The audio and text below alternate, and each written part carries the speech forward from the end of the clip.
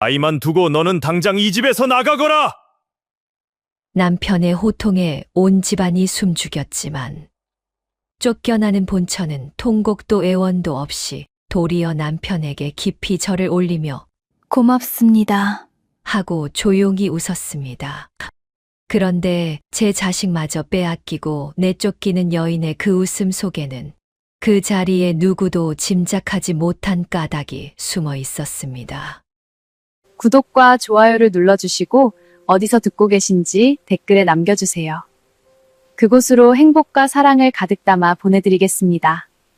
자, 그럼 오늘도 감동적인 옛날 이야기 지금 바로 시작합니다. 옛날 옛적 충청도 회덕고을에 박씨 성을 가진 부잣집이 하나 있었습니다. 소슬대문이 우뚝하고 곳간이 셋이나 되는 큰 집이었지요. 이 집의 안주인은 윤정인이라는 여인이었습니다. 나이는 29, 종갓집 맏며느리, 곧 종부였습니다. 새벽 딸기 울기도 전에 정인의 방에는 불이 켜졌지요. 정인은 누구보다 먼저 일어나 사당에 정화수를 올리고 하루의 살림을 챙겼습니다. 곳간 열쇠도 제사 준비도 식솔들 끼니도 모두 그 손끝에서 돌아갔지요. 마님, 이 새벽부터 또 손수 나오셨습니까? 부엌일 하는 사월이 종종걸음으로 다가와 말했습니다. 종부가 아랫사람보다 늦게 일어나서야 쓰겠느냐. 정인의 목소리는 늘 낮고 잔잔했지요. 큰 소리 한 번 내는 법이 없는데도 종들은 그 말 한마디에 절로 허리를 폈습니다. 회덕고을 사람들은 입을 모아 말했지요. 박씨 집이 저만큼 큰 건 다 그 댁 종부 덕이야. 그 댁마님 손끝이 닿으면 마른 논에도 물이 든다잖아. 그도 그럴 것이 정인은 그저 살림만 잘하는 여인이 아니었습니다. 글을 읽을 줄 알았고 들풀 하나도 무슨 약이 되는지 훤히 꿰었지요. 마을에 누가 알아누우면 정인이 지어 보낸 약 한 첩의 자리를 털고 일어나는 일이 잦았습니다. 하루는 옆마을 노인이 모진 기침으로 다 죽어간다는 소식이 들려왔지요. 정인은 손수 약초를 다려 사람 편에 보냈습니다. 며칠 뒤 그 노인이 지팡이를 짚고 정인을 찾아와 큰절을 올렸지요. 종부 마님 덕에 이 늙은이가 살았습니다. 이 은혜를 어찌 갚는단 말입니까? 별 말씀을요. 어르신이 기력을 차리셨다니 저는 그것으로 족합니다. 정인은 노인의 손을 따뜻하게 맞잡아 일으켰습니다.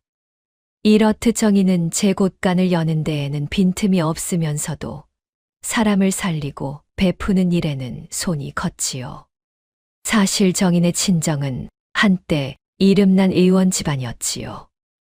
아비가 약방을 여러 고을의 병자를 살리던 어른이었습니다. 그러나 정인이 시집 오기 몇 해 전 아비가 세상을 뜨고 집안이 기울면서 약방은 문을 닫고 말았지요. 정인의 몸에 밴 의술과 글은 그렇게 친정에서 가져온 마지막 살림이었습니다. 정인에게는 눈에 넣어도 아프지 않을 아들이 하나 있었습니다. 이름은 서진, 올해 10살이었지요. 박씨 가문의 대를 이을 적장자였습니다. 서진은 어미를 빼닮아 눈이 맑고 영민한 아이였지요. 어머니, 이 약초는 잎이 셋으로 갈라졌는데 먹어도 됩니까? 서진이 마당 한 구석에 돋은 풀을 가리키며 물었습니다. 먹어선 안 될 것이 따로 표를 달고 있더냐. 그러니 무엇이든 입에 대기 전에는 꼭 냄새부터 맡고 빛깔을 살피거라. 냄새와 빛깔을요? 그래. 약과 독은 한 끗 차이란다. 코와 눈을 먼저 쓰는 사람은 함부로 당하지 않는 법이지. 서진은 어미의 그 말을 노래처럼 외고 다녔습니다. 약은 입에 대기 전에 냄새부터, 빛깔부터. 그저 어미가 일러준 사소한 버릇이었지요. 훗날 이 한마디가 제 목숨을 건질 줄은 그때는 아무도 몰랐습니다. 이렇게만 들으면 정희는 더없이 복된 여인 같지요. 그러나 이 큰 집 담장 안에서 정인의 자리는 생각보다 외로웠습니다. 먼저 남편 박재호가 그러했지요. 가주 박재호는 인물 좋고 풍채 좋은 사내였지만 마음이 무르고 귀가 얇았습니다. 곧고 담담한 아내가 어쩐지 어렵고 멀게만 느껴졌지요. 정인이 옳은 말을 하면 할수록 박재호는 슬그머니 자리를 피하곤 했습니다. 시어머니인 노마님은 또 어떠했을까요? 예순을 바라보는 노마님은 며느리에게 좀채 정을 주지 않았습니다. 친정이 망에 들어온 주제에 어디서 글 읽은 티를 내려고. 노마님은 정인이 책을 가까이 하는 것조차 못마땅해 했지요. 며느리가 무슨 일을 해도 칭찬 한마디가 없었습니다. 그래도 정인은 아침 저녁으로 시어머니의 방에 들어 문안을 거르지 않았지요. 어머님, 간밤에 평안하셨는지요? 평안하든 말든 내가 알바냐? 나가 보아라. 이런 박대에도 정인은 낯빛 한 번 흐리지 않았습니다. 종들이 도리어 분을 모음 이겨 수군거릴 지경이었지요. 세상에 저런 마님을 두고 구박이라니. 노마님도 참 모지시지. 그러나 정인의 자리를 가장 시리게 만든 사람은 따로 있었습니다. 바로 박재호가 몇 해 전 들인 첩, 강월향이었지요. 월향은 본디고을 밖에서 흘러든 여인이었습니다. 얼굴이 꽃처럼 곱고 말솜씨가 비단결 같아서 박재호의 마음을 단숨에 사로잡았지요. 월향은 아들 하나를 데리고 이 집에 들어왔습니다. 두영이라는 올해 7살 난 사내아이였지요. 형님, 오늘도 손이 부르트도록 일을 하시네요. 종부 자리가 그렇게 무거운 줄 저는 미처 몰랐습니다. 월향은 정인을 형님이라 부르며 늘 곱게 웃었습니다. 그러나 그 웃음 끝에는 서늘한 가시가 숨어 있었지요. 정인은 그 가시를 모르지 않았지만 한 번도 내색하지 않았습니다. 내가 두영이를 잘 거두면 그것으로 족하다. 어머, 형님은 어쩌면 그리 마음이 넓으실까요? 월향은 입으로는 형님을 높였지만 박재호와 노마님 앞에서는 늘 정인을 한 단씩 깎아내렸지요. 정인이 차린 음식이 짜다는 둥, 정인이 쓰는 글자가 사내 글자라 흉하다는 둥, 작은 말들을 끊임없이 흘렸습니다. 물방울이 바위를 뚫듯 그 말들은 천천히 박재호의 마음에 골을 냈지요. 그런 날들 가운데 하루는 온 식구가 저녁상에 둘러앉았습니다. 두영이 밥술을 들다 말고 칭얼거렸지요. 아버지, 형은 왜 나보다 큰 방을 써요? 나도 그 방이 갖고 싶어요. 박재호가 무어라 답하기도 전에 월향이 얼른 두영의 등을 쓸며 말했습니다. 두영아, 그런 말 하면 못 쓴다. 그래도 서방님, 어린 것이 저리 서러워하니 제 마음이 다 아립니다. 두영이가 그새 또 컸구나. 방이 좁다, 이 말이지. 박재호의 얼굴에 웃음이 번지자 정인은 가만히 수저를 내려놓고 말했지요. 서방님, 큰 방은 본디 적장자가 쓰는 자리입니다.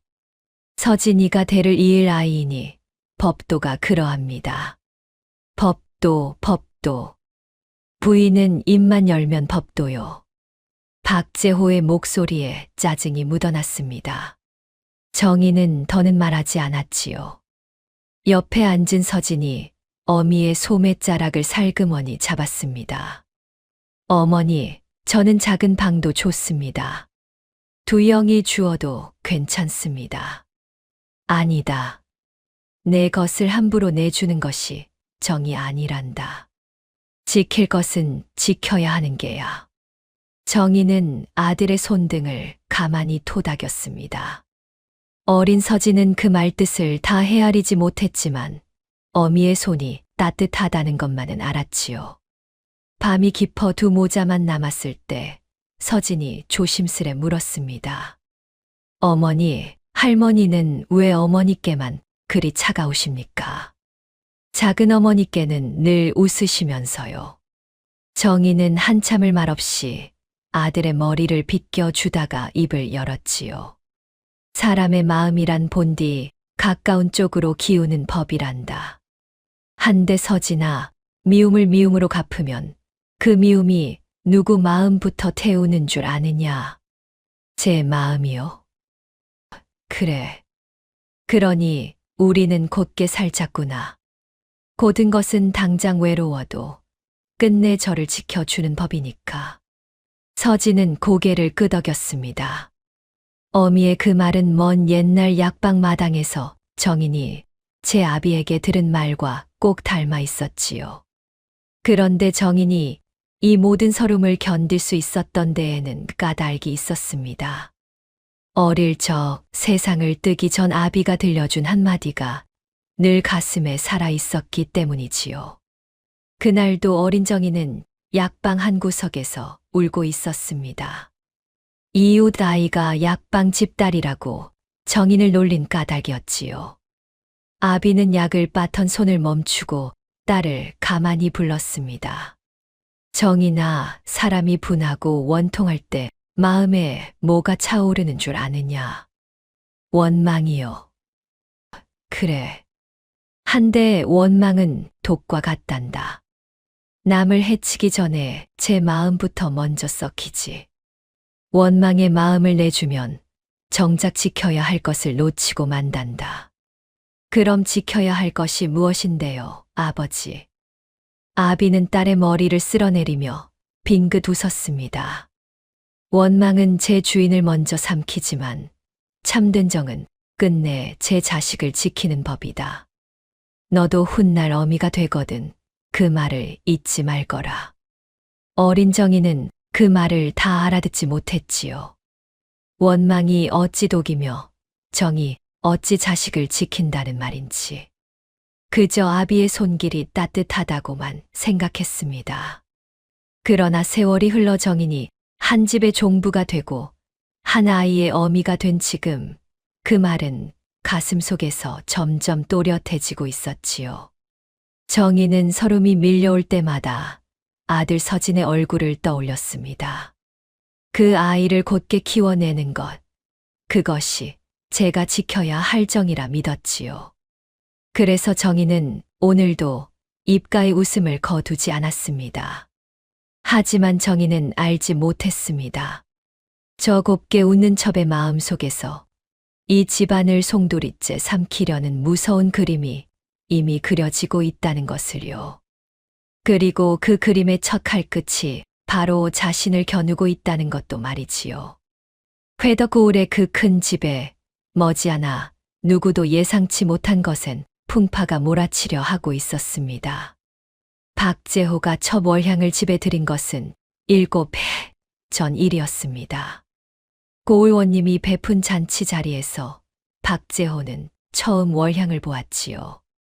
술잔을 나르며 노래를 부르던 여인이었습니다.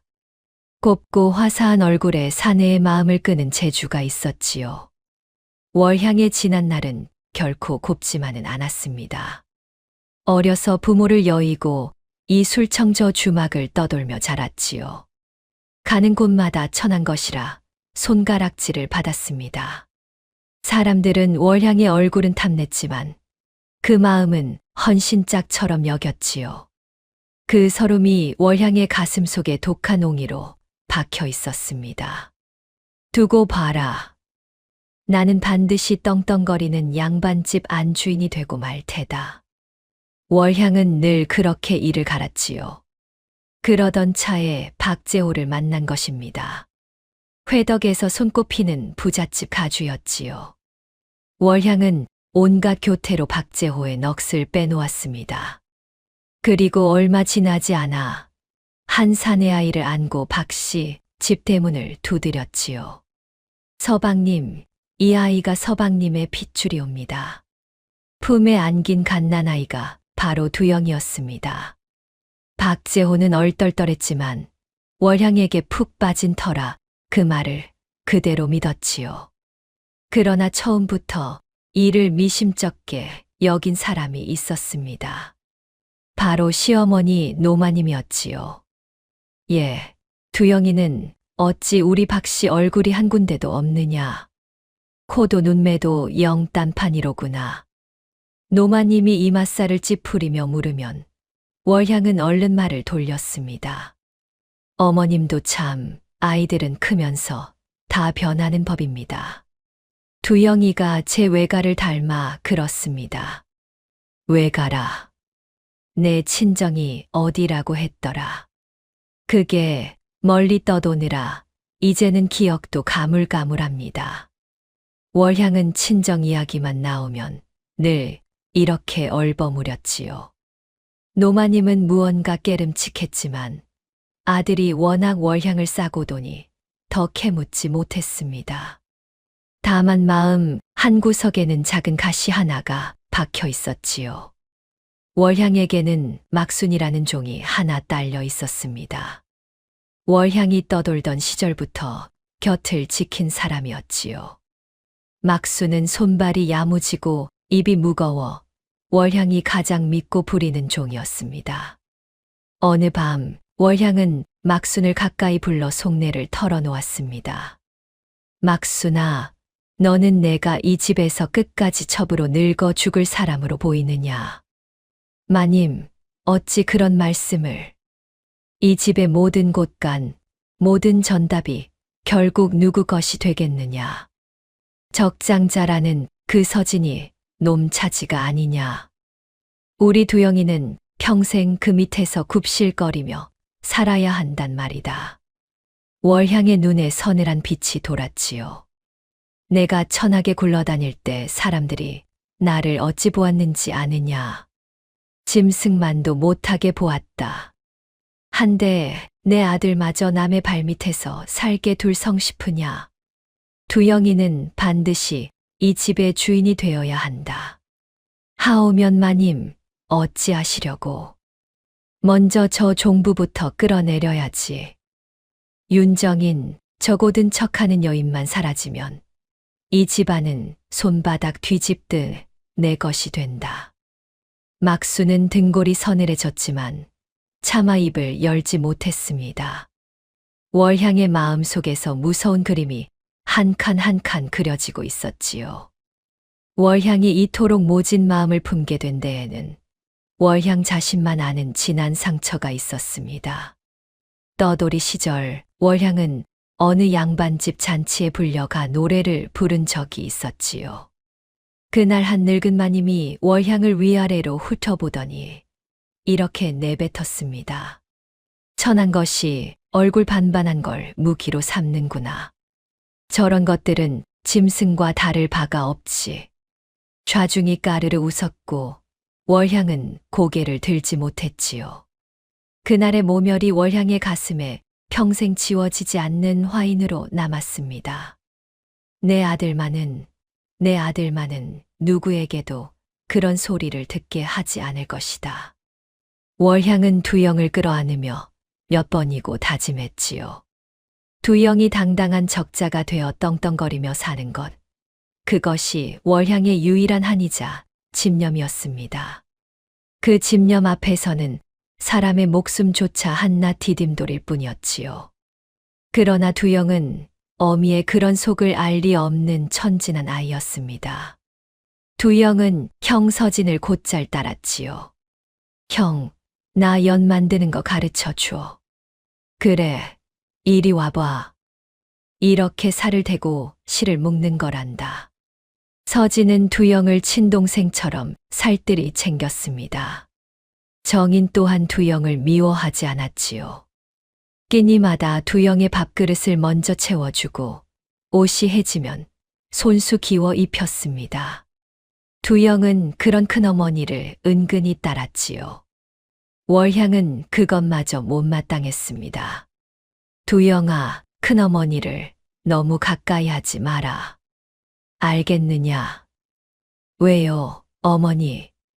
큰어머니는 좋은 분인데 어미 말을 들어. 저 여인은 겉과 속이 다른 사람이다. 월향은 제 속을 정인에게 그대로 덧씌워 말하고 있었지요. 두영은 영문을 몰라 고개만 갸웃거렸습니다. 한편 정인은 이런 속을 까맣게 모른 채 종부의 자리를 지키고 있었습니다. 정인에게는 늘 몸에 지니는 물건이 하나 있었지요. 머리에 꽂은 은비녀였습니다.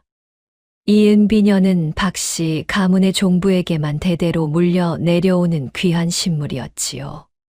비녀 머리에는 가문의 글귀가 가늘게 새겨져 있었습니다. 정인이 시집 오던 날, 노마님이 손수 며느리의 머리에 꽂아준 것이었지요. 이 비녀는 종부의 표다. 박씨 집 큰 살림을 맡은 사람만이 지닐 수 있는 것이니 목숨처럼 간수하여라. 그날만은 노마님도 며느리에게 다정했습니다. 정인은 그 말을 한시도 잊은 적이 없었지요. 서름이 밀려올 때면 정인은 그 비녀를 가만히 매만지곤 했습니다. 그러던 어느 날부터 노마님이 시름시름 알아눕기 시작했습니다. 본디 정정하던 노인이 갑자기 입맛을 잃고 자리에 누운 것이지요. 정인은 한달음에 시어머니의 곁으로 달려갔습니다. 어머님, 어디가 어떻게 편찮으신지요? 속이 더부룩하고 기운이 없구나. 늙으면 다 그런 게지. 제가 보약을 지어 올리겠습니다. 며칠만 드시면 차차 나으실 것입니다. 정인은 친정에서 익힌 솜씨로 정성껏 약재를 골랐지요. 대추와 감초, 황기를 넣어 속을 다스리는 순한 보약이었습니다. 매일 새벽 손수약을 다려 시어머니께 올렸지요.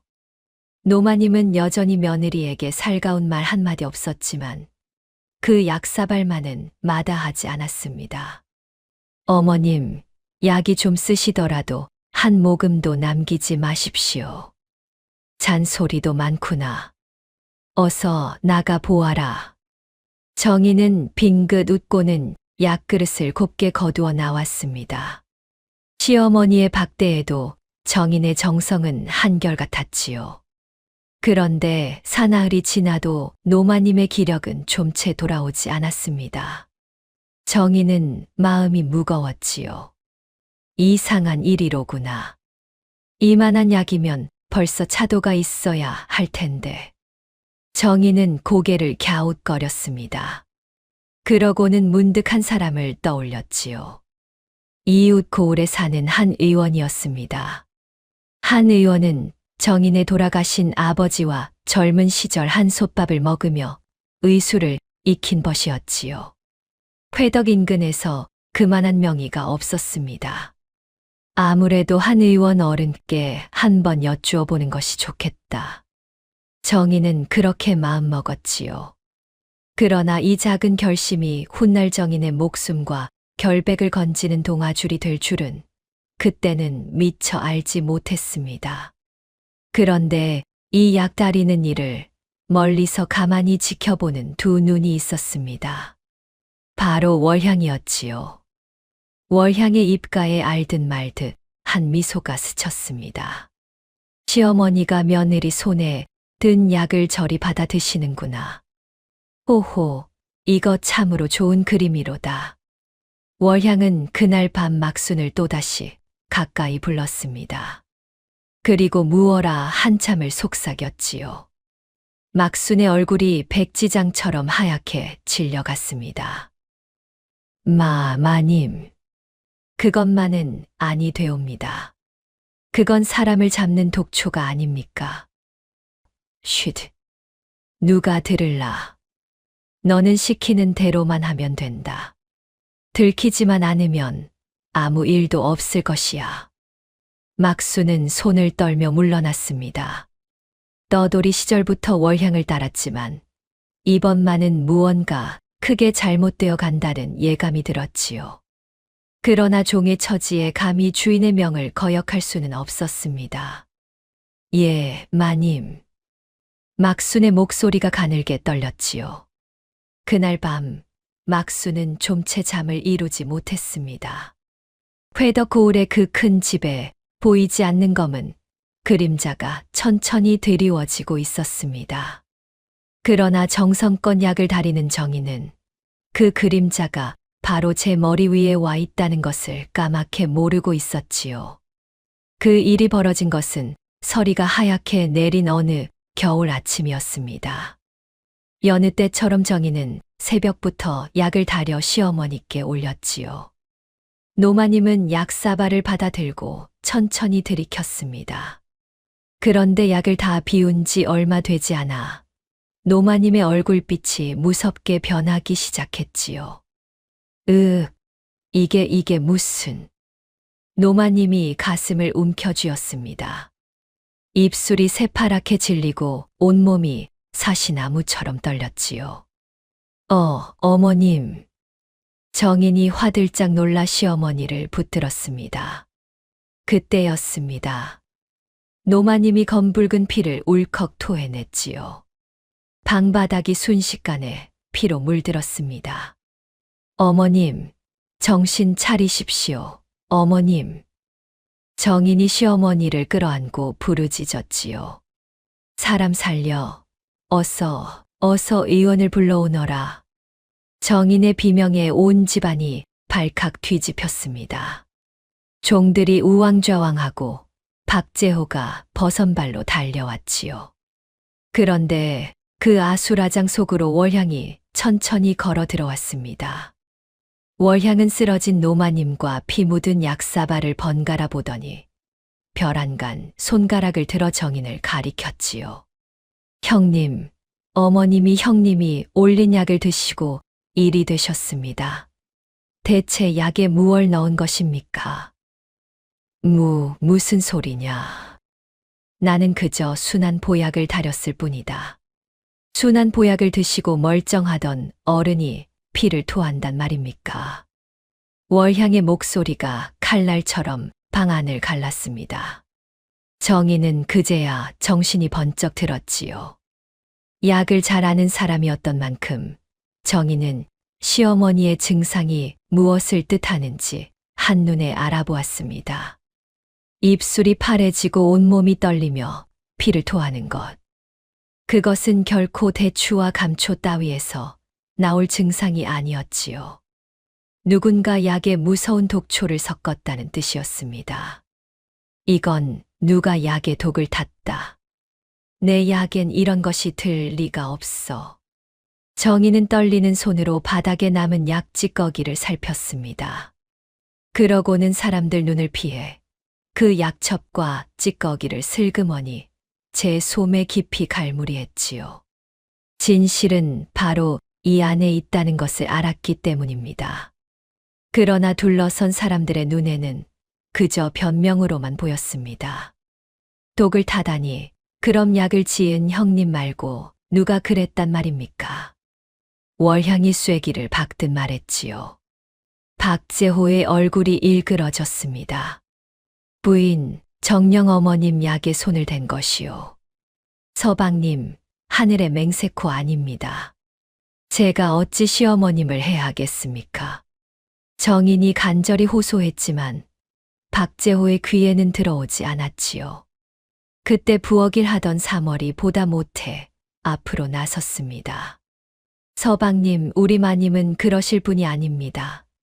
10년을 곁에서 모셨지만 마님처럼 어진 분은 없었습니다. 부디 통촉하여 주십시오. 한낱종 주제에 어딜 나서느냐? 월향이 사월을 매섭게 쏘아붙였지요. 사월은 그 서슬에 그만 입을 다물었습니다. 정인은 마지막 힘을 내어 다시 한번 호소했습니다. 서방님, 부디 저 약 찌꺼기부터 살펴주십시오. 어머님의 증상은 제가 넣은 약재로는 결코 나올 수 없는 것입니다. 무슨 소리를 하려는 게요. 입술이 파래지고 온몸이 떨리며 피를 토하는 것은 무서운 독초를 드셨을 때나 나타나는 증상입니다. 대추와 감초로는 그런 일이 절대 생기지 않습니다.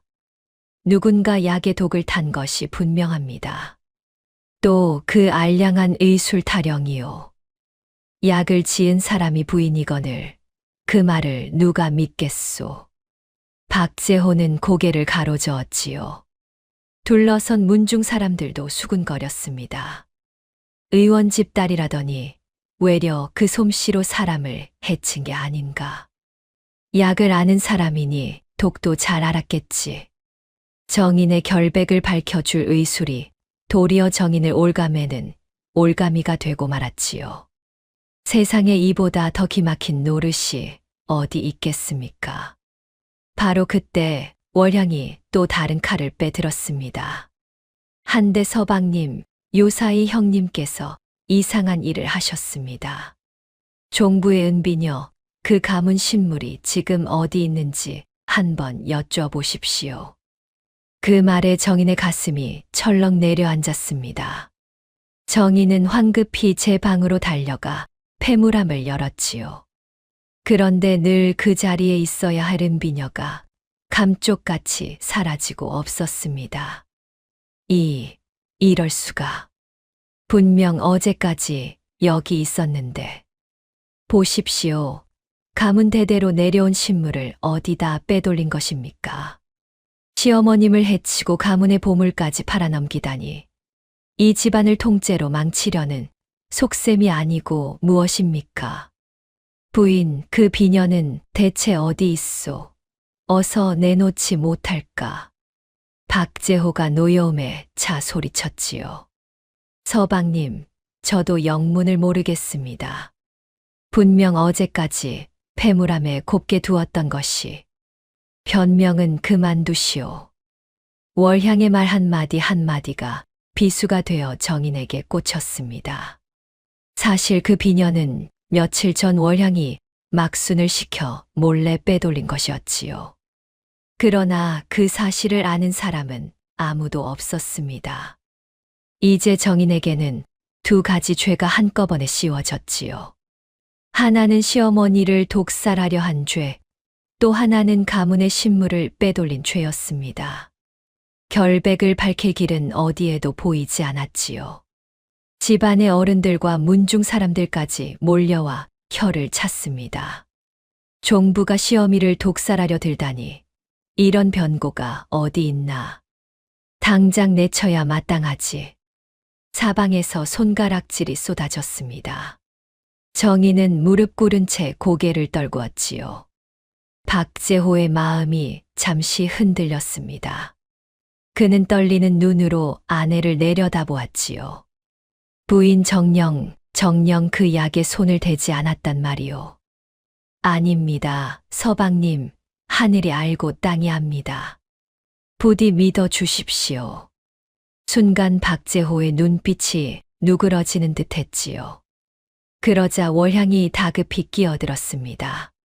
서방님, 지금 마음 약해지시면 아니 됩니다. 어머님이 저리 피를 토하고 누우셨는데 대체 누구 말을 믿으시려는 것입니까? 월향의 부추김에 박재호의 얼굴이 다시 차갑게 굳어졌습니다. 마침내 그가 부들부들 떨리는 목소리로 입을 열었지요. 내 너를 그래도 한 집의 안주인으로 믿었거늘. 어찌 이런 짓을. 서방님, 한 번만 제 말을 들어주십시오.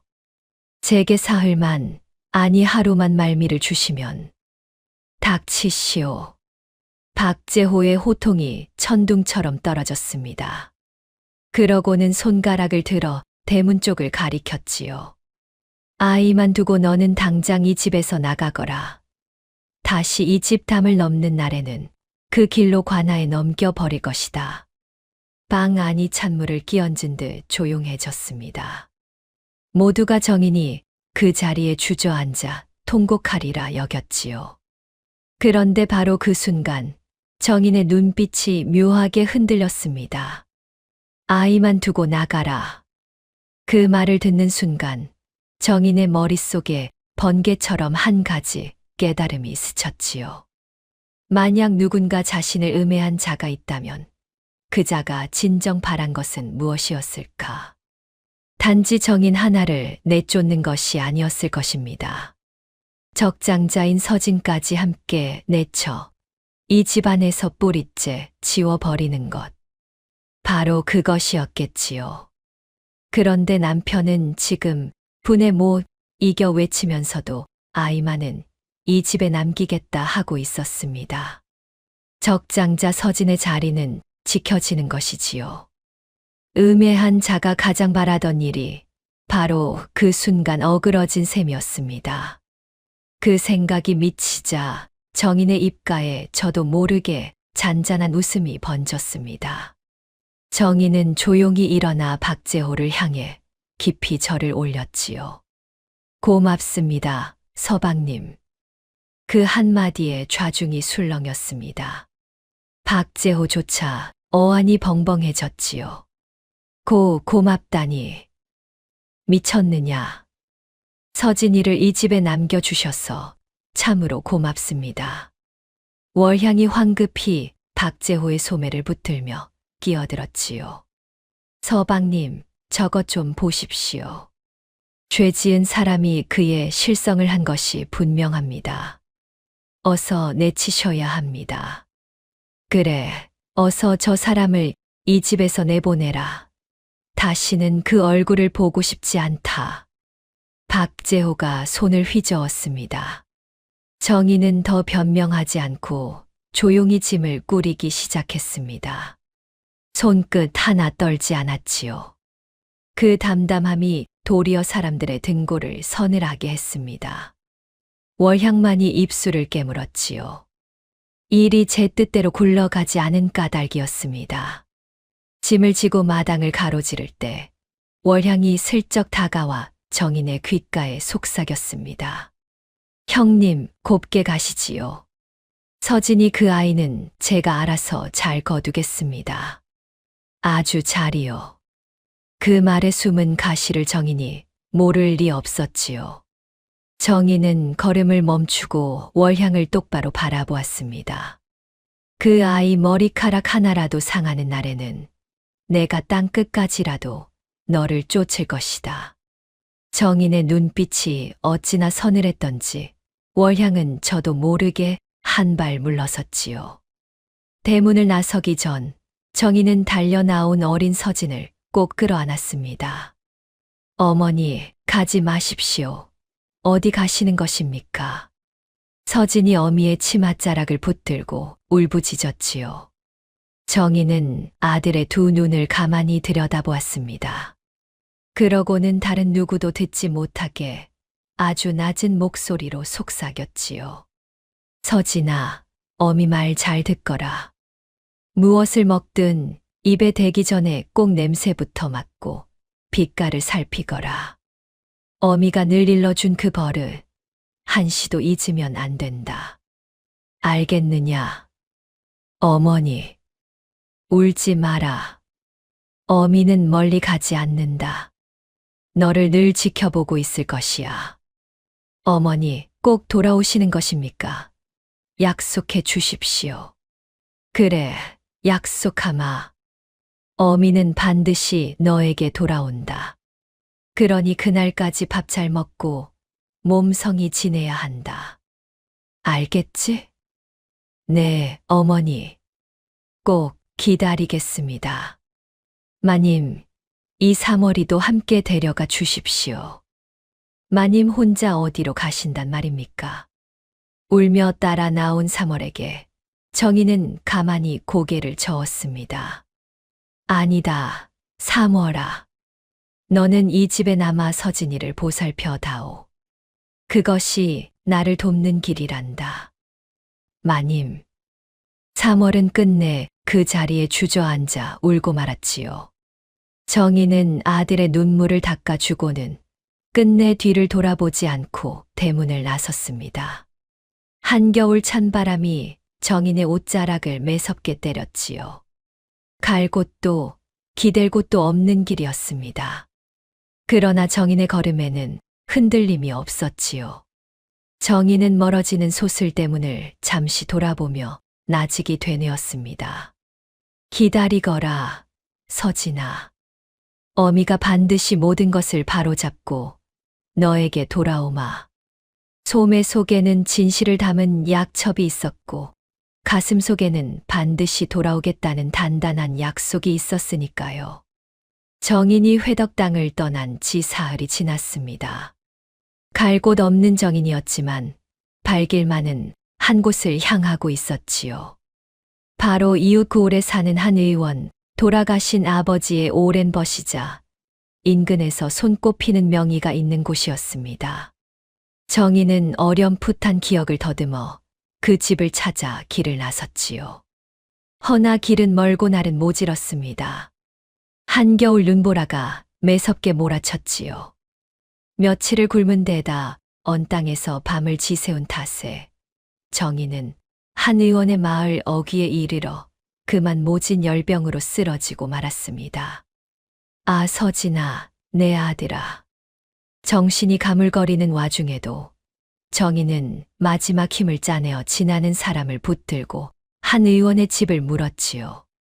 사정을 들은 마을 사람들이 쓰러진 정인을 한 의원의 집으로 옮겨 주었습니다. 한 의원은 낯선 안악을 마다하지 않고 제 집에 들여 밤낮으로 정성껏 보살폈지요. 이래가 지나서야 정인은 겨우 눈을 떴습니다. 여기가 어디입니까? 이제야 정신이 드는가? 여기는 한 의원의 집일세. 자네가 우리 집 앞에서 쓰러져 마을 사람들이 업어다 주었네. 한 의원이 따뜻한 미음을 떠먹이며 말했지요. 정인은 흐릿한 눈으로 노인을 바라보다가 힘겹게 입을 열었습니다. 어른께서 한 의원 어른이 맞으신지요? 저는 어른을 뵈러 먼 길을 왔습니다. 윤 약방 주인의 여식, 정인이라 합니다. 그 말에 한 의원의 두 눈이 휘둥그레졌지요. 무어라? 자네가 윤 형의 그 어린 딸이란 말인가? 그 아이가 이리 자라 제 발로 날 찾아왔단 말인가? 세상에 이런 인연이 다 있나? 한 의원은 정인의 손을 덥석 잡았습니다. 정인의 아버지와 한 의원은 젊은 시절 한 스승 밑에서 함께 의술을 익힌 둘도 없는 벗이었지요. 정인의 아버지가 세상을 뜨던 날, 한 의원은 멀리 있어 마지막을 보지 못한 것을 두고두고 마음에 묻어두고 있었습니다. 자네 부친이 살아생전 늘 그랬네. 내 딸아이가 글도 알고 약도 안다고 어찌나 자랑을 하던지. 그 딸이 이리 자라 내 앞에 누워있구먼. 어른께서 아버지를 그리 기억해 주시니 먼저 가신 아버지도 저기 위로를 받으시겠습니다. 위로라니. 내 외려 자네 부친께 큰 빚을 진 사람일세. 젊은 시절 내가 모진 병으로 죽을 뻔했을 때 자네 부친이 밤을 새워가며 날 살려냈지. 그 은혜를 갚지도 못했는데 이리 그 여식을 만났으니 이 어찌 하늘의 뜻이 아니겠나. 자, 무슨 일이 있었는지 어디 한번 다 말해보게. 정인은 그동안 있었던 일을 차근차근 털어놓았습니다. 시어머니가 제가 올린 보약을 드시고 피를 토하며 쓰러진 일, 누명을 쓰고 아들과 생이별한 채 쫓겨난 일을 말이지요. 한 의원은 이맛살을 잔뜩 찌푸리며 끝까지 들었습니다. 가만 보약을 드시고 피를 토했다고 했나. 자네는 무슨 약재를 썼는가? 대추와 감초, 황기를 넣은 순한 보약이었습니다. 그것으로는 결코 사람이 피를 토할 리가 없습니다. 옳지, 바로 그걸세. 그런 약으로 그런 변이 날 까닭이 없지. 혹 그 약의 흔적이 남아있는가? 정인은 그제야 정신이 번쩍 들었지요. 쫓겨나던 날 사람들 몰래 솜에 깊이 갈무리해 둔 것이 있었으니까요. 정인은 떨리는 손으로 솜의 속에서 약첩과 약찌꺼기를 꺼냈습니다. 여기 이것입니다. 쫓겨나던 그 자리에서 제가 몰래 거두어 두었습니다. 정인은 약찌꺼기를 등잔불 가까이 가져갔지요. 의원의 딸답게 코를 대어 냄새를 맡고 손끝으로 가루를 비벼보고 빛깔을 한참이나 살폈습니다. 이윽고 정인의 얼굴이 딱딱하게 굳었지요. 이건 제가 넣은 약재가 아닙니다. 여기 이 거뭇한 가루, 이 쌉싸름한 냄새 투구꽃 뿌리를 말려 빻은 것이 분명합니다.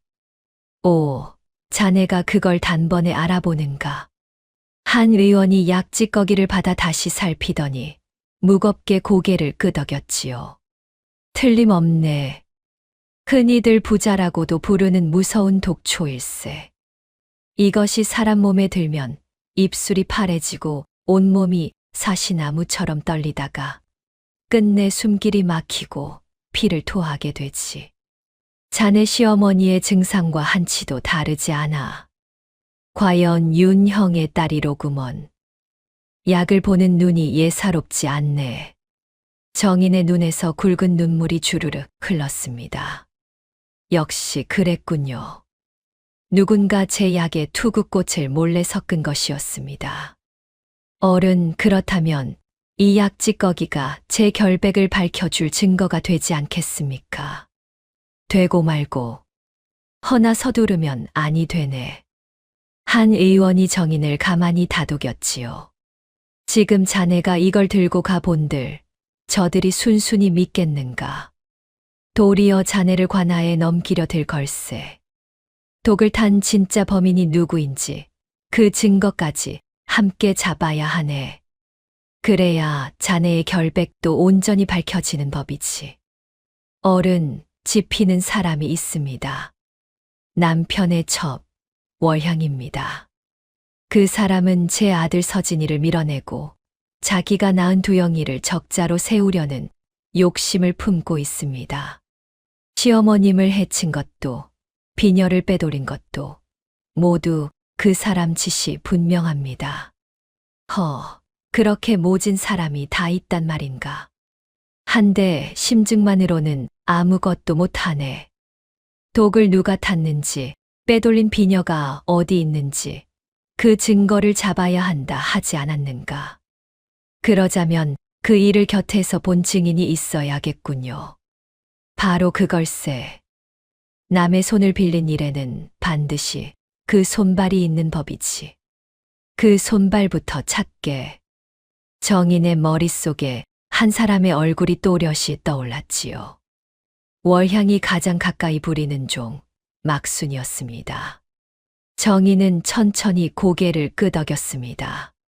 한 의원의 말이 100번 옳았지요. 정인은 이를 악물고 기력을 추슬렀습니다. 며칠 사이 정인의 눈빛은 다시 단단해졌지요. 기력을 차리는 동안 정인은 하루 홀로 길을 나서 옛 친정 자리를 찾았습니다. 아버지가 약방을 열었던 그 터였지요. 한때 약 냄새가 가득하고 병자들의 발길이 끊이지 않던 곳이건만 이제는 주춧돌만 덩그러니 남아 잡초에 뒤덮여 있었습니다. 정인은 그 빈터에 한참을 서 있었지요. 아버지, 소녀가 이리 누명을 쓰고 쫓겨난 신세가 되었습니다. 그래도 이 자리에 서니 자꾸만 아버지 목소리가 들리는 듯합니다. 문득 약을 빠턴 아버지의 굽은 등이 약초를 고르던 거친 손마디가 눈앞에 서냈지요. 정인은 무너진 약방 터에 흙을 한 줌 가만히 쥐어보았습니다. 차갑고 메마른 흙이었지만 그 안에는 평생 사람을 살리던 아버지의 정성이 그대로 배어있는 듯했지요. 아버지께서 사람을 살리던 그 마음으로 소녀도 끝까지 가겠습니다. 원망에 무너지지 않고 정으로 기어이 제 자식을 지켜내겠습니다. 빈터의 선정인의 두 눈에 다시금 단단한 빛이 돌아왔지요. 무너진 친정 자리가 도리어 꺾이려던 정인을 일으켜 세운 셈이었습니다. 정인은 그 길로 돌아와 그동안 익힌 의술을 하나하나 되짚으며 만일을 대비했지요. 시어머니를 쓰러뜨린 그 독이 언제 또 다른 사람을 노릴지 모르는 일이었으니까요. 몸이 어느 정도 회복되자 정인은 한밤중에 몰래 회덕의 옛집 근처로 향했습니다. 차마 아들을 보지 않고는 견딜 수가 없었던 까닭이지요. 그러나 소술대문 앞에는 월향이 세워 둔 사내들이 떡하니 지키고 서 있었습니다. 정희는 담장 너머 멀찍이 몸을 숨긴 채 마당에 선 어린 서진을 바라볼 수밖에 없었지요. 서진은 대문을 하염없이 바라보고 서 있었습니다. 어미가 돌아오기를 기다리는 그 작은 뒷모습에 정인의 가슴이 미어졌지요. 바로 그때 어둠 속에서 누군가 정인에게 조심조심 다가왔습니다. 다름 아닌 사월이었지요. 마님, 마님, 정말 마님이 맞으십니까? 살아 계셨군요. 사월이 울음을 삼키며 정인의 손을 부여잡았습니다. 쉿. 조용히 하거라, 사월아. 서진이는 어찌 지내느냐? 별일은 없고. 말도 마십시오, 마님. 마님 나가신 뒤로 작은 마님이 집안을 제멋대로 휘두르고 있습니다. 도련님은 끼니도 제대로 못 얻어 드시고 종일 대문만 바라보며 마님을 기다리신답니다. 그랬구나. 노마님은 좀 어떠시냐? 여전히 자리보전을 하고 계십니다. 작은 마님이 병구안을 한다며 곁을 지키는데 어쩐지 차도가 없으십니다. 정인의 눈빛이 날카로워졌지요. 월향이 노마님 곁을 지킨다는 말이 어쩐지 불길하게 들렸기 때문입니다. 사월아, 혹 작은 마님이 노마님께 따로 무얼 올리는 것을 본 적이 있느냐? 그러고 보니 작은 마님이 손수 달인 탕약을 노마님께 드린다며 다른 사람은 얼씬도 못하게 합니다. 그 약사발만은 꼭 제 손으로 들고 들어가십니다. 정인의 등골이 오싹해졌습니다. 시어머니가 좀채 낫지 않는 까닭을 이제야 알 것 같았지요. 사월아, 내 말 잘 듣거라. 너는 절대 내색하지 말고 평소처럼 지내되 집안에서 벌어지는 일을 하나도 빠짐없이 눈에 담아 두어라. 특히 작은 마님이 누구와 무슨 일을 꾸미는지, 그리고 노마님께 올리는 그 약의 손대는 낌새가 없는지 잘 살피거라. 예, 마님. 가슴이 다 떨립니다만 분부대로 하겠습니다. 한데 마님은 어디 계신지요? 이웃 고을 한 의원 어른 댁에 있다. 무슨 일이 생기거든 사람들 몰래 그리로 기별을 넣어라. 3월은 몇 번이고 고개를 끄덕였습니다. 정희는 마지막으로 담장 너머 아들을 한 번 더 바라보았지요. 조금만 기다리거라, 서진아. 어미가 반드시 모든 것을 바로잡으마. 정희는 어둠 속으로 조용히 발걸음을 돌렸습니다. 그 가슴 속에는 슬픔 대신 진실을 밝히겠다는 서늘한 불씨가 타오르고 있었지요. 문득 어린 시절 아버지가 들려준 말이 떠올랐습니다. 원망은 독과 같아 제 마음부터 먼저 썩히지만 참된 정은 끝내 제 자식을 지키는 법이라던 그 말이지요. 정희는 그 말을 가슴 깊이 새기며 한 걸음 한 걸음 어둠을 헤쳐 나아갔습니다. 그러나 정희는 미처 알지 못했지요. 머지않아 회덕의 그 집에서 어린 서진에게 또 다른 무서운 그림자가 드리워지려 한다는 것을 말입니다. 한 의원 댁에서 몸을 추스른 정희는 하루도 마음 편할 날이 없었습니다. 3월에게 들은 말이 자꾸 가슴에 걸린 까닭이지요. 월향이 노마님께 손수탕약을 올린다는 그 말, 그리고 이제 그 집에 홀로 남은 어린 서진. 정희는 밤마다 잠을 설쳤습니다. 어른, 아무래도 불안합니다. 그 사람이 노마님을 저리해 하려 든다면 다음은 자네의 아들이겠지. 한 의원도 같은 생각이었지요. 적자인 서진만 사라지면 월향의 아들 두영이 그 자리를 차지하게 될 테니까요. 노인은 수염을 쓸며 무겁게 말했습니다. 미리 대비를 해두세. 만에 하나 그 아이가 독을 입에 된다면 그때는 한시가 급할 걸세. 손 쓸 새도 없이 잃고 마라. 정희는 잠시 생각에 잠겼다가 조심스레 입을 열었지요. 어른, 월향에게는 막순이라는 종이 늘 붙어 다닙니다. 독을 넣고 비녀를 빼돌린 일도 필시 그 막순의 손을 거쳤을 것입니다. 한데 제가 알기로 막순은 본디 모진 사람이 아닙니다. 주인의 협박에 이겨 끌려다니는 것이지요. 하면 그 막순의 마음을 돌리면 산 증인을 얻는 셈이로구먼. 그렇습니다. 다만 섣불리 건드렸다간 외려 월향에게 일러 바칠지 모르니 때를 보아야 합니다. 옳은 말일세. 급할수록 돌아가야지. 두 사람은 그날로 투구꽃독을 풀해독약을 정성껏 지어 두었습니다.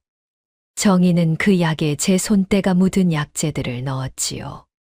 어린 서진이 냄새만 맡고도 어미의 약인 줄 알아보도록 늘 쓰던 그 향 그대로 말입니다.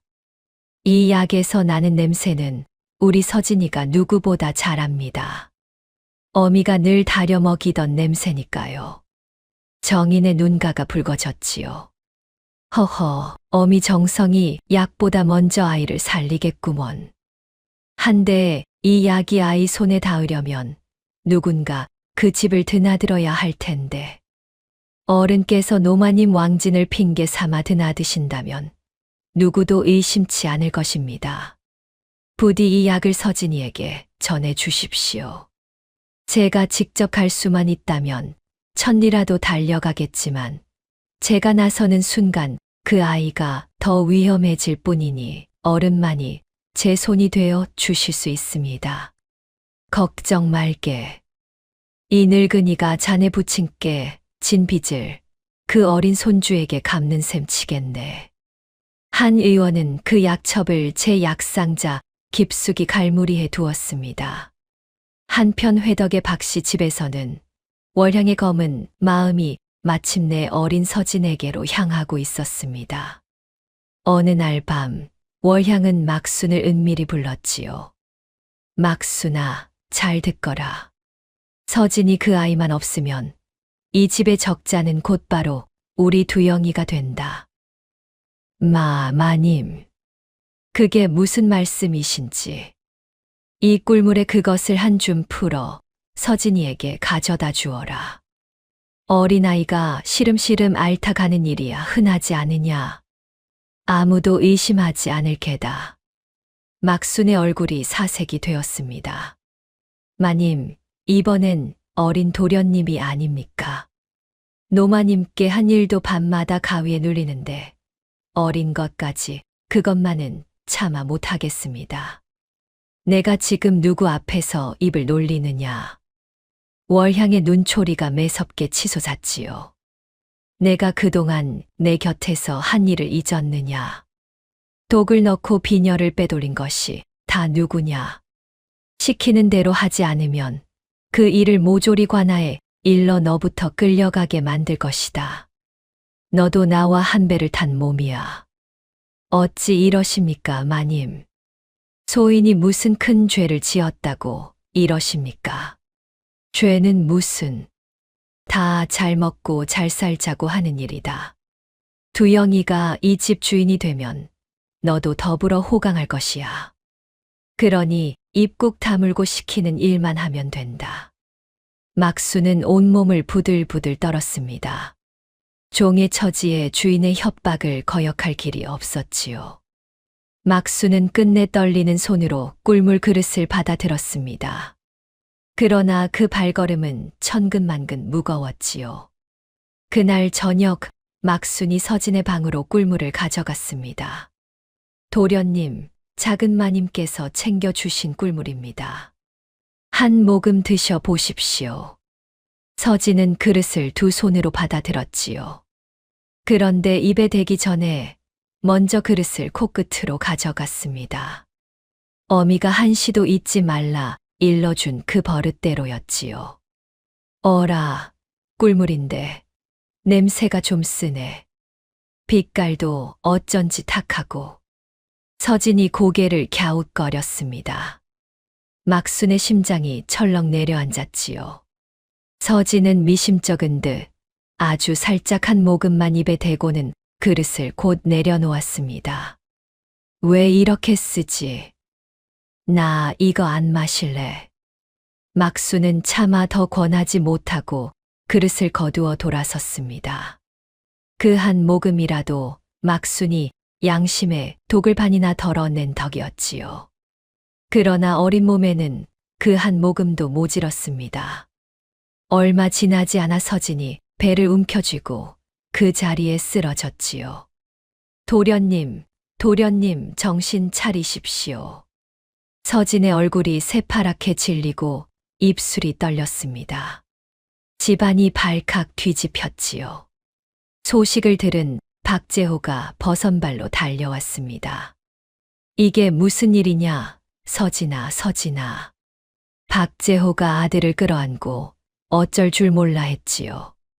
그 곁에서 월향이 짐짓 놀란 얼굴로 호들갑을 떨었습니다. 아이고, 도련님이 어쩌다 일이 되셨을까요? 평소 몸이 약하더니 필시 무슨 체증이 든 게지요. 체증이라니 입술이 이리 새파란데 어서 의원을 부르지 못할까. 박재호의 호통의 종들이 사방으로 흩어졌지요. 마침 곁에 있던 사월이 한달음에 달려 나갔습니다. 이웃 고을 한 의원 어른을 모셔와야 합니다. 제가 다녀오겠습니다. 3월은 그 길로 한 의원 댁으로 내달렸지요.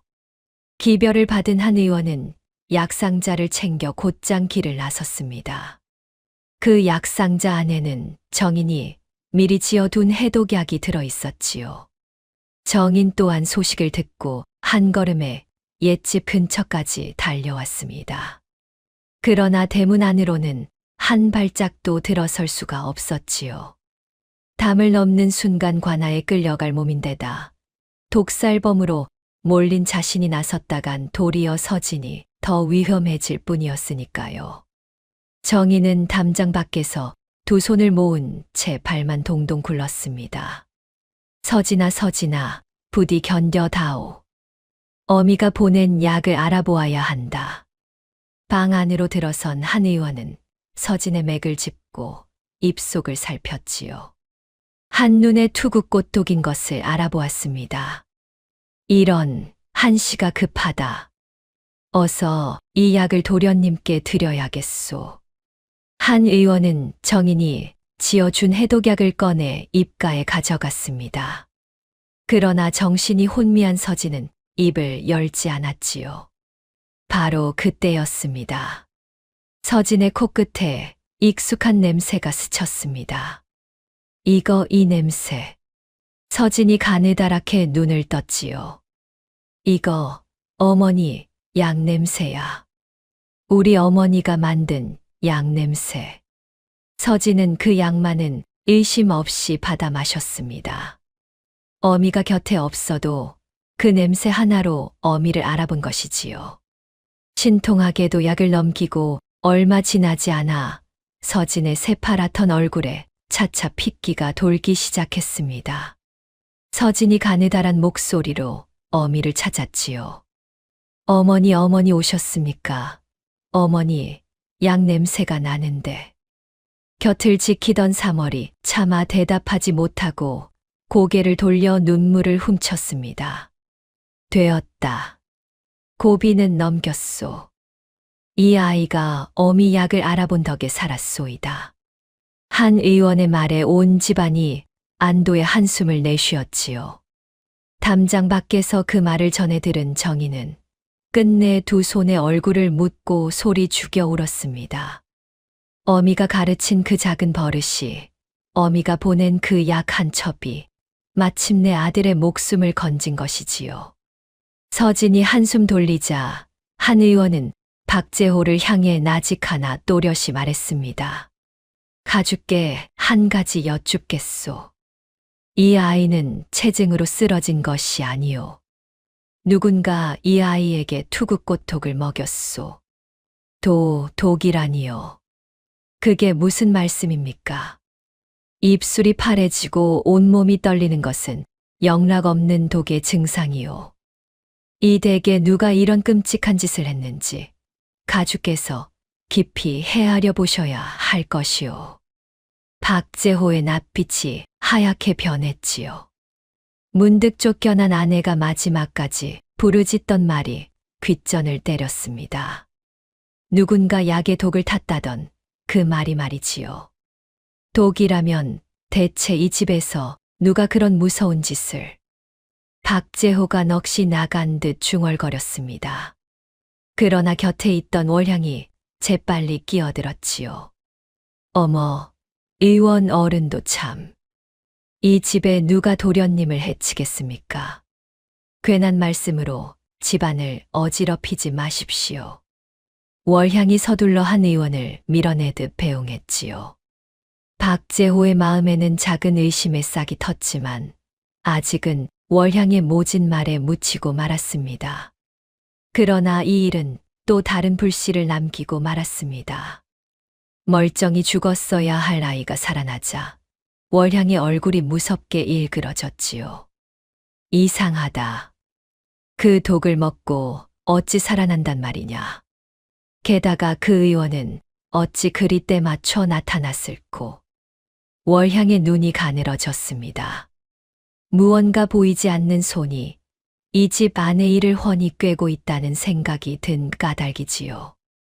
월향의 의심은 곧 한 사람에게로 향하기 시작했습니다.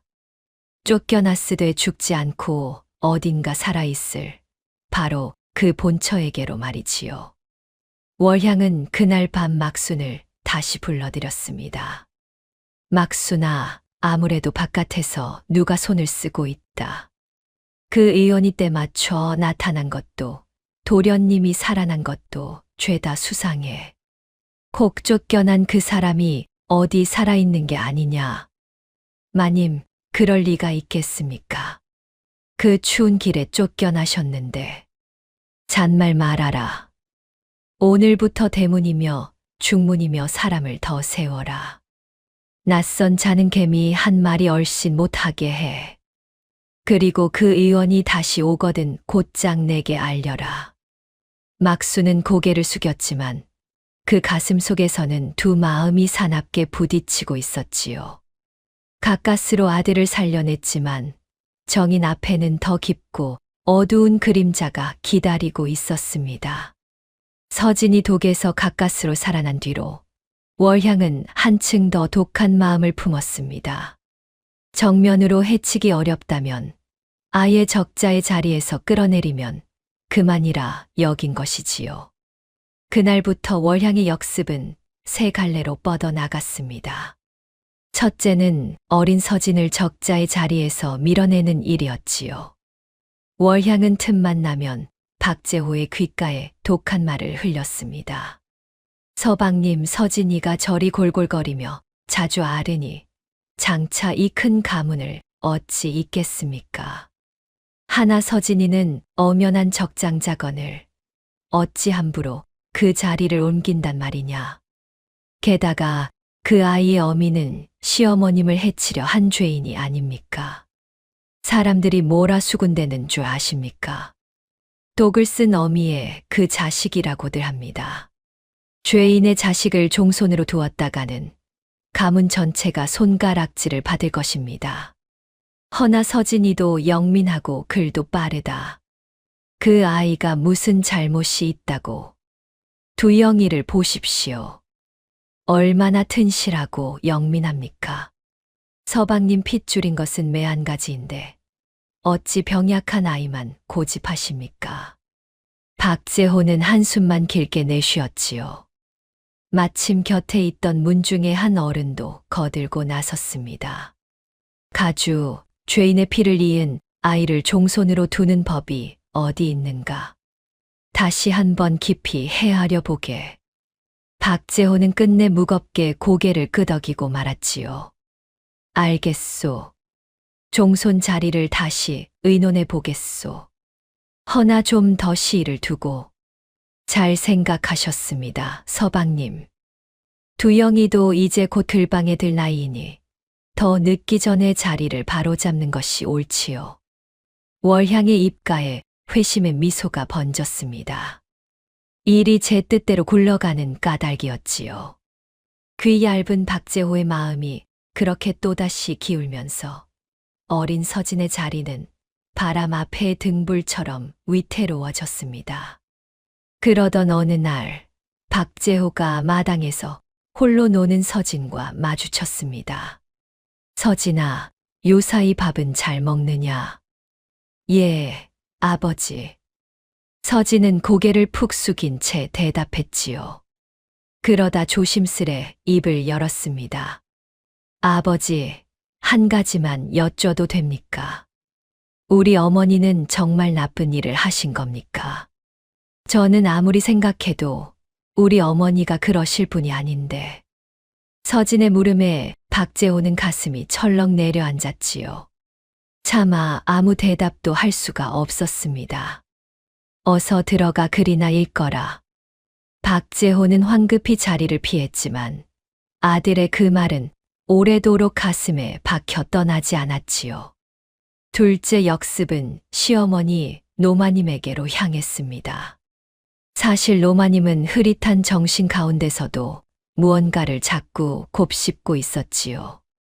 오래전부터 마음에 걸리던 두영의 출생 내력 말입니다. 어느 날 노마님은 병구안을 하던 월향에게 힘겹게 입을 열었습니다. 얘야, 두영이 말이다. 그 아이가 우리 집에 든 때를 내가 또렷이 기억한다. 한데 아무리 헤아려도 달수가 영 맞지를 않아. 그 말에 월향의 얼굴이 일순 굳었지요. 어머님도 참 병중에 무슨 그런 말씀을 다 하십니까? 어서 이 탕약이나 드십시오.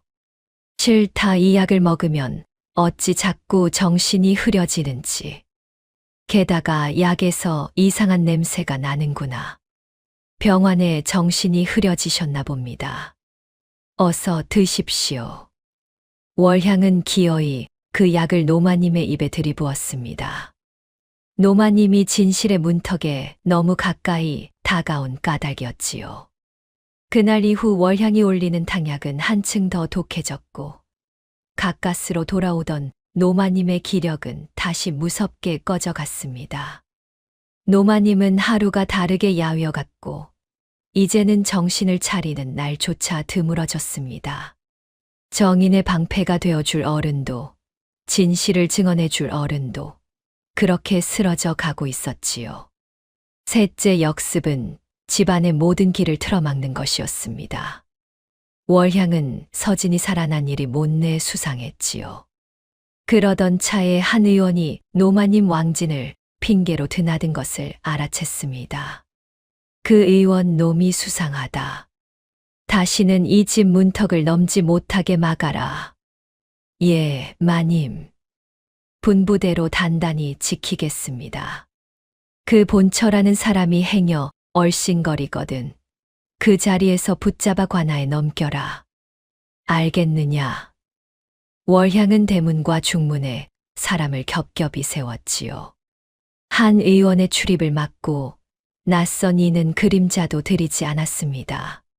정인이 약을 보내고 기별을 주고받던 가느다란 길마저 끊긴 셈이었지요.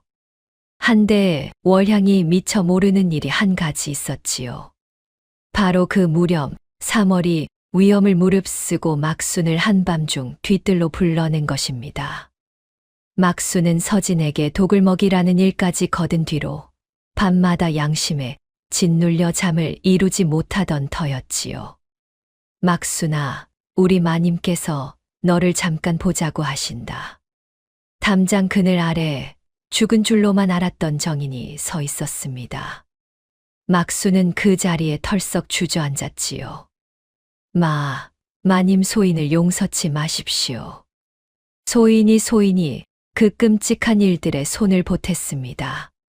안다, 막순아. 내가 협박에 못 이겨 그리한 것도 도련님 꿀물에 든 독을 반이나 덜어낸 것도 다 안다. 그 덕에 우리 서진이가 목숨을 건졌느니라. 정인은 떨고 있는 막순의 손을 가만히 잡았습니다. 너에게는 아직 죄를 씻을 길이 있다. 내가 본 것을 때가 되거든 관아에서 사실대로 말해다오. 그것이 너도 살고 죄 없는 사람들도 사는 길이야. 막수는 한참을 흐느끼다가 마침내 고개를 끄덕였지요. 하겠습니다, 마님. 무엇이든 시키시는 대로 하겠습니다. 실은 작은 마님이 빼돌린 종부 마님의 비녀가 작은 마님 처소 다락의 항아리 속에 숨겨져 있습니다. 노마님과 도련님께 쓴 그 투구꽃 뿌리도 바로 그 곁에 함께 있고요. 오, 그 비녀가 거기 있단 말이냐? 예. 게다가 소인이 그 독초를 몰래 한 줌 덜어두었습니다. 언젠가 쓸모가 있을지 몰라 차마 버리지 못하고 간직해왔지요. 막수는 품속에서 종이에 곱게 쌓은 투구꽃 뿌리 한 줌을 꺼내 정인에게 건넸지요. 그것은 훗날 정인의 결백을 증명할 결정적인 증거가 될 물건이었습니다. 정인은 그것을 소중히 갈무리했지요. 잘했다, 막수아. 이제부터는 평소와 똑같이 지내거라. 절대 내색하면 안 된다. 알겠느냐? 예, 마님. 막수는 그렇게 정인의 사람이 되어 어둠 속에서 진실을 지키는 눈이 되었습니다. 그러나 월향의 눈은 매서웠지요. 며칠 지나지 않아 월향은 막순의 낯빛이 전과 달라진 것을 알아챘습니다. 막순아, 내 낯빛이 요사이 영 수상하구나. 어디 딴 마음을 먹은 게 아니냐? 마님. 그럴 리가 있겠습니까? 의원 놈이 드나든 것도 내가 무언가 흘린 게 아니냐는 말이다. 너를 더는 믿을 수가 없구나. 월향은 막순을 뒤채의 광에 가두고 밖에서 자물쇠를 채워 버렸습니다. 하나 월향은 까맣게 몰랐지요. 막순이 이미 정인에게 모든 것을 일러 바치고 결정적인 증거까지 건넨 뒤라는 것을 말입니다. 입막음을 한다고 한 것이 외려 정인의 손에 날카로운 비수를 쥐어준 셈이었지요. 어둠 속에 홀로 갇힌 막수는 두 무릎에 얼굴을 묻고 흐느꼈습니다. 이 일을 어쩐단 말인가. 죄 없는 어린 도련님까지 내가 대체 무슨 짓에 손을 보탠 것인가. 마님께서 시키신 일이라 거역 못했다지만 그 죄가 어디 간단 말인가. 도련님, 부디 무사하셔야 할 텐데. 막순의 가슴 속에서 양심이 칼처럼 그를 찔러댔지요. 그러나 갇힌 몸으로는 아무것도 할 수가 없었습니다. 이제 정인의 손에는 진실을 밝힐 증거가 쥐어졌지만 정작 그것을 펼칠 길이 모조리 막혀버렸지요. 집으로 들어설 길도 시어머니라는 방패도 모두 사라졌습니다. 단 하나의 증인 막순마저 광에 갇혀 입을 열 수조차 없었지요. 그리고 어린 서진에게는 가장 모진 시련이 기다리고 있었습니다. 어느 날 마을 어귀에서 또래 아이들이 서진을 둘러싸고 손가락질을 했습니다. 야, 너희 어머니 알지? 시어머니한테 독약 먹이고 쫓겨났다며. 우리 어머니가 그러는데 너는 살인자 아들이래. 살인자 아들. 독약쟁이 아들이랑은 안 놀아. 저리 가. 아이들이 깔깔거리며 서진을 밀쳤지요. 그때 마침 곁을 지나던 두영이 영문도 모른 채 달려와 형을 감싸 안았습니다. 우리 형 괴롭히지 마. 우리 형은 나쁜 사람 아니야. 나한테 연도 만들어주고 글도 가르쳐주는 착한 형이란 말이야. 저리들 가. 천진한 두영은 제 어미가 무슨 일을 꾸미는지 까맣게 몰랐던 것이지요. 그저 형이 좋아 형을 지키려 들 뿐이었습니다. 고맙다, 두영아. 가자. 저런 말은 신경 쓰지 말자. 서진은 애써 의젓하게 두영의 손을 잡고 자리를 떴지요. 그러나 어미가 그럴 사람이 아니라는 것을 누구보다 잘 알면서도 그 어린 가슴에는 끝내 작은 물음표 하나가 돋아나고 있었습니다. 어머니는 정말 나쁜 일을 하신 걸까?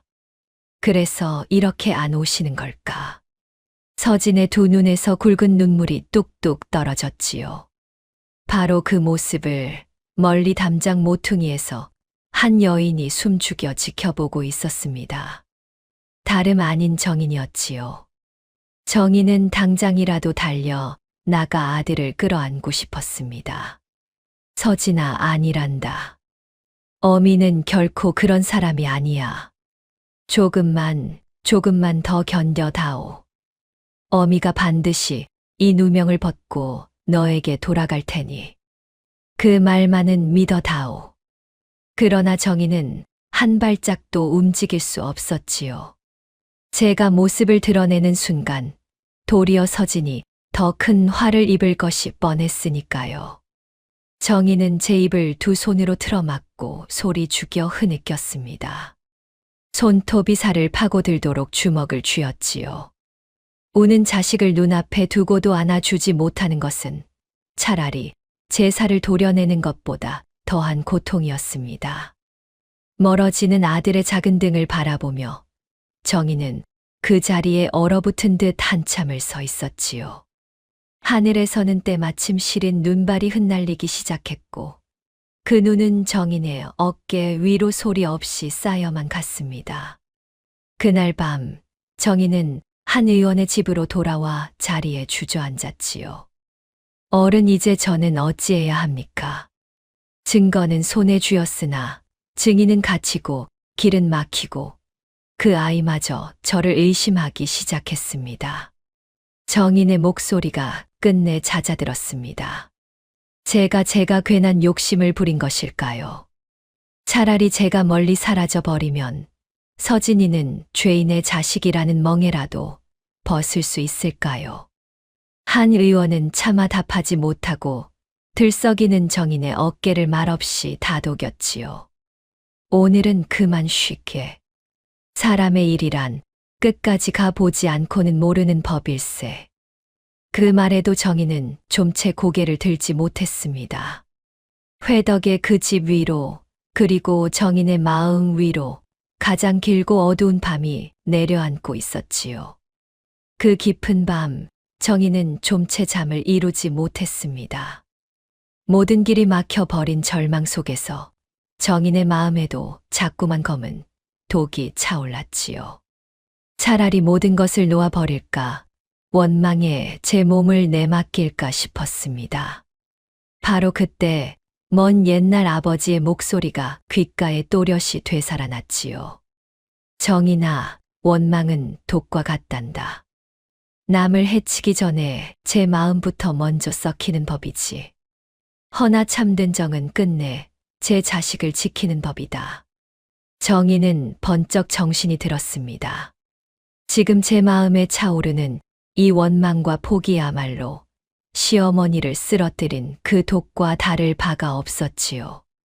여기서 무너지면 서진을 지켜줄 사람은 이 세상에 아무도 없었습니다.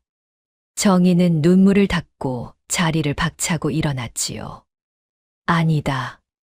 나는 무너지지 않는다. 내게는 진실이 있고 어미의 정이 있다. 이것이면 충분하다. 이튿날 새벽 정인과 한 의원은 곧장 고을 관하로 향했습니다. 한 의원은 인근에서 그 이름만 대면 누구나 아는 명이었지요. 현감 또한 한 의원을 깎듯이 맞았습니다. 의원께서 이 새벽에 어인 일이시오. 사또 억울한 사람의 누명을 벗기러 왔소이다. 부디 이 약 찌꺼기를 살펴주시오. 한 의원은 정인이 간직해 온 약첩을 내놓으며 자초지종을 낱낱이 아뢰었지요. 현감은 그 말에 무게를 두었습니다. 이름난 명의가 직접 나선 데다 정인이 윤 약방의 딸이라는 내력까지 더해지니 그 말을 허투루 들을 수 없었던 까닭이지요. 그 말이 사실이라면 큰일이로구나. 당장 박씨 집안 사람들을 모두 관하로 불러들여라.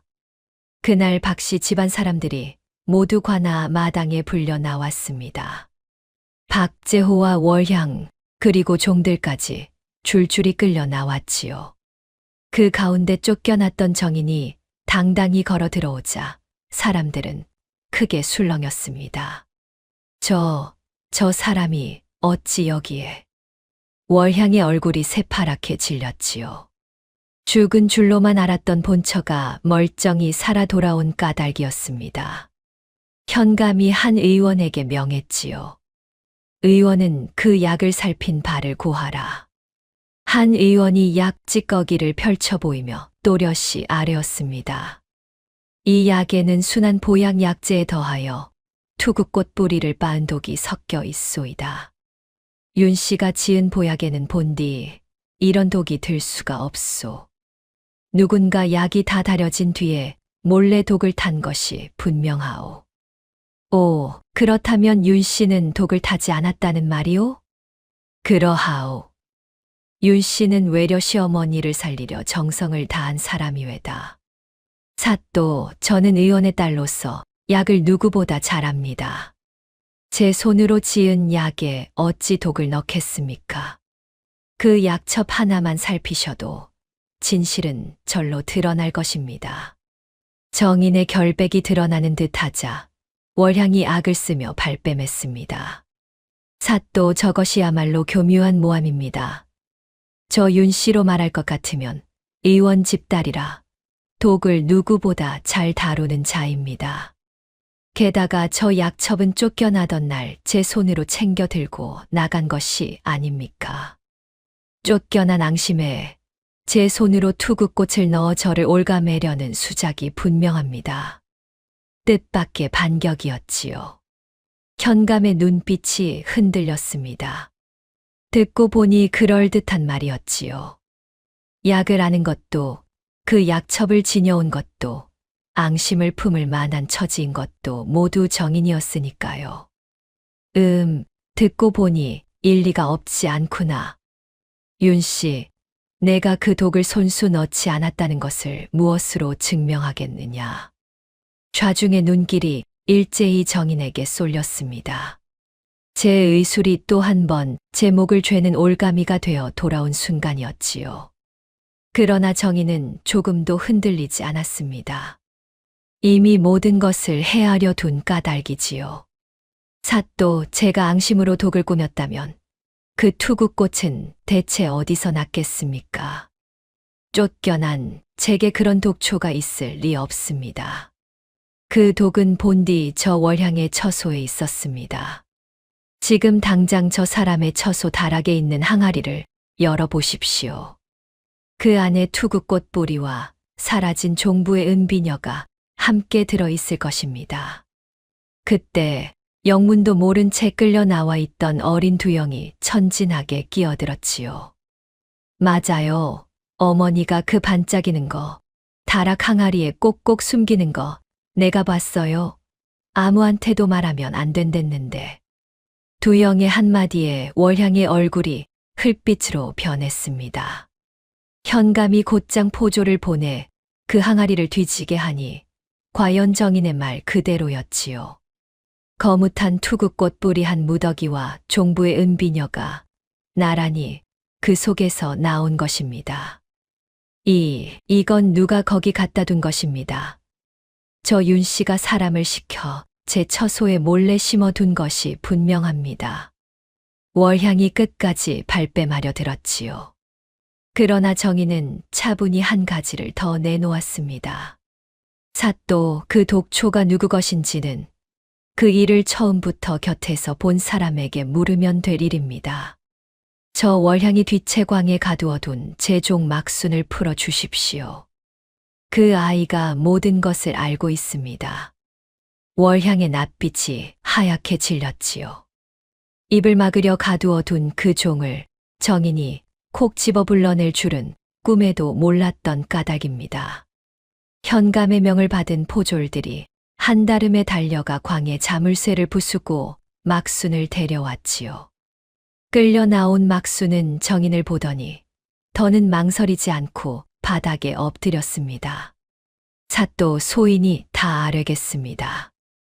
노마님 약에 투구꽃을 탄 것도, 종부 마님의 비녀를 빼돌려 그 항아리에 숨긴 것도, 어린 도련님께 독을 먹이라 한 것도 모두 작은 마님께서 시키신 일입니다.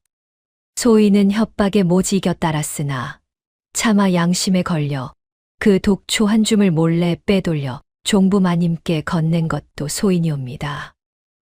흑흑. 막순의 자백의 좌중이 크게 술렁였습니다. 빼돌린 비녀가 나온 데다 그 일을 거둔 종까지 낱낱이 털어놓으니 월향은 이제 더 둘러댈 말이 없었지요. 여기에 더해 가까스로 기력을 되찾은 노마님이 부축을 받으며 관아에 당도했습니다. 한 의원이 그 독을 끊고 손을 쓴 덕에 겨우 정신을 차린 것이었지요. 사또 이 늙은이가 한 말씀 올리겠소. 저 월향이 데려온 두영이는 우리 박씨의 핏줄이 아니오. 저 사람이 우리 가문에 발을 들인 지 고작 2달 만에 핏덩이를 안고 나타났으니 어찌 우리 집 아이일 수 있겠소. 내 진작부터 그 내력을 의심하여 캐물었더니 저 사람이 내 입을 막으려 약에 독을 타 먹인 것이오. 저 막순도 알 터이니 물어보시오. 그러하옵니다. 작은 마님이 술김에 두영 도련님이 실은 옛 사내의 자식이라 흘리는 것을 소인이 들은 적이 있습니다. 사람들이 그 말에 경악했지요. 월향이 다른 사내의 아이를 안고 들어와 가주의 핏줄로 속이고 그 아이를 적자로 세워 가문을 통째로 삼키려 했다는 진실이 마침내 드러난 것입니다. 그것이 정녕 사실이냐? 박재호가 떨리는 목소리로 월향을 다그쳤지요. 월향은 끝내 고개를 들지 못했습니다. 이제껏 흔들리기만 하던 박재호의 눈에 비로소 불이 일었지요. 그는 그제야 모든 것을 깨달았습니다. 곧고 변함없던 본처의 정과 자신을 속여 온첩에 검은 마음을 말이지요. 내가 눈이 멀어 어진 사람을 내치고 간악한 자를 품에 끼고 살았구나. 사또, 부디 저 여인을 엄히 벌하여 주십시오. 현감이 추상같이 명을 내렸습니다. 강월향은 사람을 해치려 독을 쓰고 남의 가문을 송두리째 빼앗으려 한 죄가 크다. 당장 옥에 가두고 국법으로 엄히 다스릴 것이다. 월향은 그 자리에서 오랏줄에 묶여 끌려갔지요. 떵떵거리는 양반집 안주인이 되겠다던 그 모진 욕심은 결국 제 발등을 찍고 만 셈이었습니다. 막수는 협박에 못 이긴 사정과 스스로 죄를 자백한 점이 참작되어 무거운 벌만은 면하게 되었지요. 정인의 누명은 그렇게 말끔히 벗겨졌습니다. 한때 정인을 손가락질하며 내치라 하던 문중 사람들도 이제는 너 나 할 것 없이 고개를 숙였지요. 우리가 사람을 잘못 보았네. 저리 어진 종부를 두고 내치려 했다니 참으로 부끄러운 일일세. 독한 첩의 혀에 다들 노란한 게지. 종부께 100번 사죄할 일이야. 박재호는 그 말들에 더욱 고개를 들지 못했습니다. 그는 정인 앞에 무릎 꿇고 용서를 빌었지요. 부인, 내가 죽을 죄를 지었소. 부디 이 어리석은 사람을 용서하고 다시 이 집의 안주인으로 돌아와 주시오. 노마님도 정인의 손을 부여잡고 눈물을 흘렸습니다. 얘야, 내가 너를 잘못 보았다. 그리 모질게 굴었건만 너는 끝까지 이 늙은이를 살리려 했구나. 부디 이 늙은이를 용서하여라. 어머님, 그 말씀 거두십시오. 며느리 된 도리를 했을 뿐입니다. 정인은 시어머니를 가만히 부축해 일으켰지요. 그리고 마침내 그 집 소슬대문 앞에 다다랐습니다. 일찍이 정인이 쫓겨나던 바로 그 문으로 정인이 다시 걸어 들어간 것이지요. 대문 안에는 어린 서진이 까치발을 든 채 어미를 기다리고 있었습니다. 어머니, 어머니, 서진아, 내 아들아. 어머니, 저 어머니 말씀대로 무엇이든 입에 대기 전에 냄새부터 맡았습니다. 그 덕에 살아났답니다. 그래. 잘했다. 우리 서진이가 어미 말을 한시도 잊지 않았구나. 모자는 부둥켜 안고 한참을 울었지요. 어미가 일러준 그 작은 버릇 하나로 목숨을 건진 아들과 끝내 그 아들을 지켜낸 어미였습니다. 한데 마당 한 구석에는 어미를 잃고 홀로 떨고 있는 두영이 있었지요. 제 어미가 지은 죄로 하루아침에 천덕꾸러기가 되어 버린 어린 것이었습니다. 사람들은 저 아이도 내쫓아야 한다며 수군거렸지요. 그러나 정희는 두영에게 다가가 그 작은 어깨를 가만히 감싸 안았습니다. 두영아, 많이 무서웠지. 이제 괜찮다. 어린 내게 무슨 죄가 있겠느냐.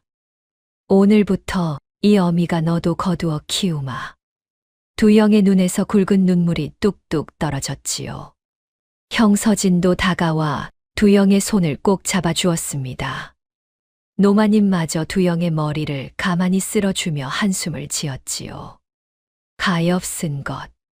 어른들이 지은 죄가 어찌 내 죄겠느냐. 이제부터는 우리 손으로 잘 키워보자꾸나. 한때 모질기만 하던 노마님의 입에서 나온 말이라고는 믿기 어려운, 더없이 따뜻한 한마디였습니다. 원망을 거두고 도리어 정으로 품는 그 모습에 지켜보던 사람들의 눈시울이 모두 붉어졌지요. 한때 차별과 음모로 얼룩졌던 그 큰 집에는 비로소 따뜻한 봄볕 같은 정이 깃들기 시작했습니다. 정희는 다시 종부의 자리에 올라 두 아이를 곧게 길렀고 박재호와 노마님도 지난 날을 깊이 뉘우치며 정인을 귀히 여겼지요. 세월이 흐른 뒤에도 회덕 고을 사람들은 이 이야기를 두고두고 전했습니다. 원망은 독과 같아 제 마음을 먼저 썩히지만 참된 정은 끝내 제 자식을, 아니 죄 없는 남의 자식까지도 품어 지켜내는 법이라고 말이지요. 쫓겨나던 날 조용히 웃었던 그 어미의 웃음 속에는 어떤 모진 음모로도 끝내 꺾을 수 없는 깊은 정과 믿음이 담겨 있었던 것입니다. 다음 영상을 빠르게 만나보시려면 좋아요와 구독을 눌러주세요. 지금 화면에 나오는 더 재미있는 영상들도 함께 해주세요. 그럼 모두 행복한 하루 보내세요. 감사합니다.